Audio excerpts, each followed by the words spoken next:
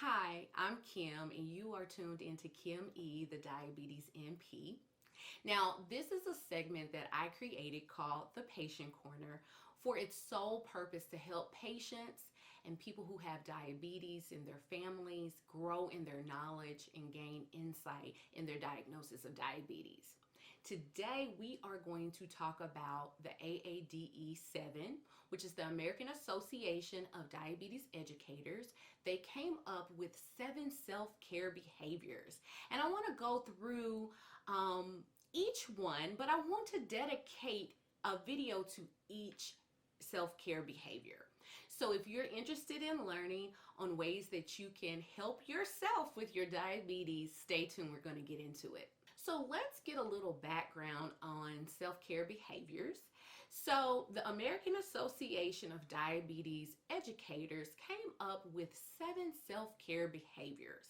Now, research has shown us that the best indicator for effective education is by behavior change.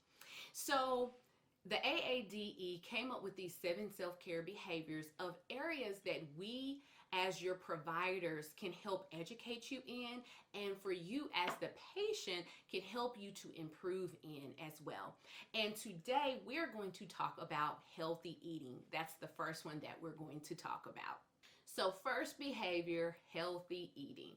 Now this is very self-explanatory, but I do want to give a little comment here and there. Now one of my favorite quotes is small tweaks lead to huge peaks. And in a nutshell, what that means is small changes on your end will lead to massive results in the end, okay? So the thing about healthy eating that you need to keep in mind is that it needs to really be a lifestyle change. It does not need to be a fad. It does not need to be trendy, but it needs to be something that you feel that you can commit to for the rest of your life. Now, I have no qualms against all the diets that are out there. The South Beach diet, the Atkins diet, vegan, vegetarian, DASH, low carb. I have no problems with any of those diets. And I have often gotten the question about, do you like that diet, or what's the best diet that you recommend? And I simply tell people the best diet that is out there is the diet that you're going to commit to. And that's really, in a nutshell, guys, really what it is.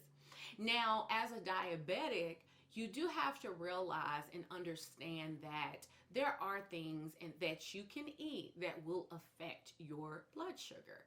And that is something that you need to take in consideration. Like I said, there are many diets out there, the Mediterranean diet, DASH, low sodium. I mean, it can go on. I mean, we have keto, we got keto vegan. There's just so much out there, guys. And really, what you would need to do to figure out what is best for you is that, for one, you need to see what the diet consists of. You'll never go wrong with a diet that has a lot of fruits and vegetables, especially your green leafy vegetables. You'll never go wrong in a diet that has good protein, healthy lean protein, okay? Now, as a diabetic, you do need to monitor your carbs, okay? You can't have a high carb diet.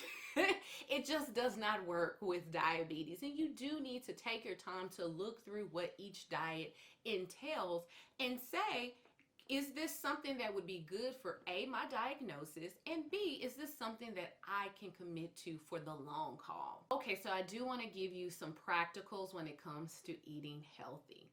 One of the things that I see a lot of diabetics doing, they're skipping meals. As a diabetic, you cannot skip a meal, okay? We want your glucose, your blood sugar, to be at an even keel, okay? And if you're skipping meals, you're gonna have lows, okay? And then you're gonna have that low, you're gonna get really hungry, and then you're gonna eat probably everything in sight, and then you're gonna have highs. That's not healthy. You want to be eating on a steady plane, okay? And what I typically recommend are 3 meals and 2 snacks in between. So what that would be: breakfast, snack, lunch, snack, and then dinner. If you eat at about 8 o'clock breakfast, a couple of hours later take that snack, then about noon do your lunch. Couple hours later, do you a snack. And then about 5 o'clock, you can eat your dinner, okay? And that's what I recommend. That's the easiest way where you can really keep that blood glucose at an even pace, okay? Even keel.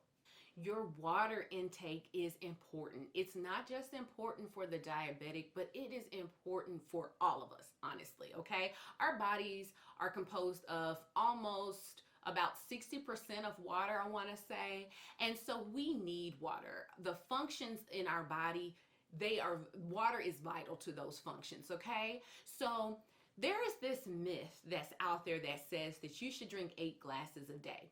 But if you really think about it, when you have people that are tall, short, very thin, some are a little husky, different body compositions, some people are more leaner, some people have more muscle, do you really think that one size fits all would work for everyone? It wouldn't. So really what the recommendation is drinking half of your body weight in ounces. So I'll give you an example. If you are a 200-pound person, you need to drink 100 ounces a day over the day, okay? And you may think to yourself, oh my goodness, that's a lot of water. Well, here's the thing. Spread it out over the day, okay? Drink so much throughout the day. Even if you have to put yourself on a water schedule, drink it throughout the day. And if you're worried about having to get up throughout the night to go to use the bathroom, have you a cutoff time, probably about 4 hours, 3 to 4 hours before you go to bed, and that should help. Also, the more that you're drinking that amount, your body will get used to it, and you'll find that you won't be running to the bathroom as much initially. Now, you're going to be going to the bathroom more than what you probably are, but it's going to die down a little bit. And lastly, one of the things that I also want to tell people is don't try to cut everything out of your diet at once. Eliminate slow. So if you know that you love fast food, but you also know that you love chips, and you also know that you love to eat Little Debbie's cakes, don't try to take it all at once. Eliminate one thing at a time. Maybe stop the McDonald's, okay? Maybe stop that first, okay?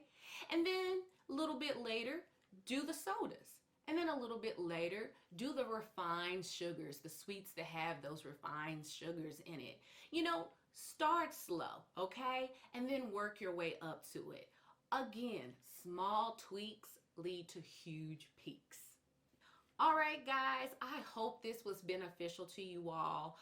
This patient corner is to be a resource to people who have diabetes and to their family members. Again, you have been sitting here with Kim E, the Diabetes MP, and I'll catch you on the next video. Bye.